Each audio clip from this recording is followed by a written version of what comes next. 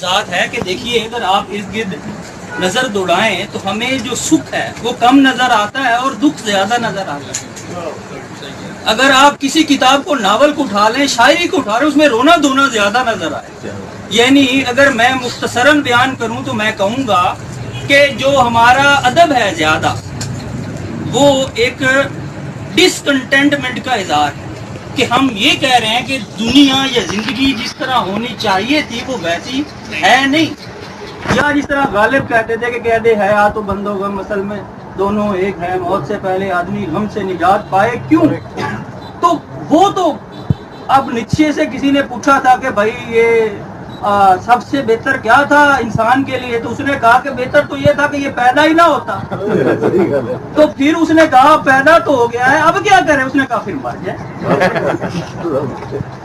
اچھا ابوالآراء مارری نے اس پہ اپنی قبر پہ لکھوایا ہوا ہے جی اسی بات پہ آگے کرتے ہوئے کہ میرے والد نے مجھ پہ ظلم کیا کہ مجھے پیدا کیا میں نے یہ ظلم کسی پہ نہیں کیا. تو مارری نے ایک ہمارا بڑا پاپولر پلے ہے ایم اے انگریزی میں ہم لوگ پڑھتے ہیں ویٹنگ فار گوڈو. تو سیموئل بیکٹ کا ہے.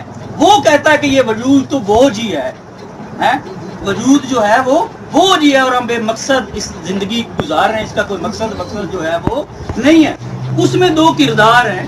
ایک کردار کہتا ہے کہ آؤ یار ذرا پچھتا لیں تھوڑی دیر لیٹ اس ریپینٹ. تو وہ دوسرا کہتا ہے آن واٹ کس بات پہ پچھتائیں. وہ کہتا ہے آن بینگ بورن پیدا ہونے پہ. تو اگلا کہتا ہے آور اوریجنل سن یہ اصل ہمارا گناہ ہے پیدا ہونا کہ ڈبویا مجھ کو ہونے نے. تو ہونا جو ہے یہ اصل اذیت ہے. یہ ہے کس سے ہو جز مر گیا. جی یہ ہے وہ مینٹل ٹارچر جو یہ کہہ رہا ہے کہ جہنم جاگتا رہتا ہے کہ جہنم جو ہے وہ کبھی بجھتا نہیں ہمارا. وہ پریشانیاں مسائل ہمارے کبھی ختم نہیں ہوتے چاہے وہ غلامی کے ہوں غربت کے ہوں جس طرح کے بھی مسائل. بندہ امارت کے بھی شیلے نے کہا تھا اسے لوگ کہتے تھے اینڈ لیس سنگر آف سارو کہ یہ تو بھائی یہ ایسا سنگر ہے جو کہ بس دکھ ہی گاتا ہے. اس نے کہا تھا کہ life occasional episode in the general drama of happiness is an occasional episode in the general drama of pain. کہ جو ادھر آ پلیز کہ یہ جو خوشی سراب ہی ہے ادھر آ کہ یہ جو خوشی ہے یہ تھوڑی دیر کے لیے آتا ہے اور پھر غم ہی غم.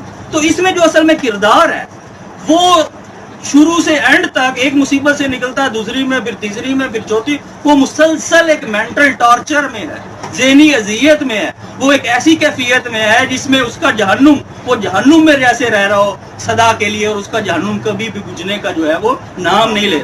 اگر آپ کو بظاہر لگ رہا ہے سر میں مسئلہ یہ ہے کہ وہ جس طرح سرکس والے کیا کرتے ہیں نا وہ آنکھیں بند کر لیتے ہیں سمجھ نہیں آتی کہ اس نے کیا کیا ہے.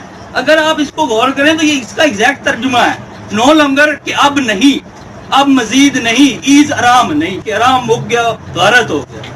تو جہنم جاگتا رہتا کیا ہے وہ بھی تو یہی ہے کہ بھائی جہنم بجھنے کا نام نہیں لے.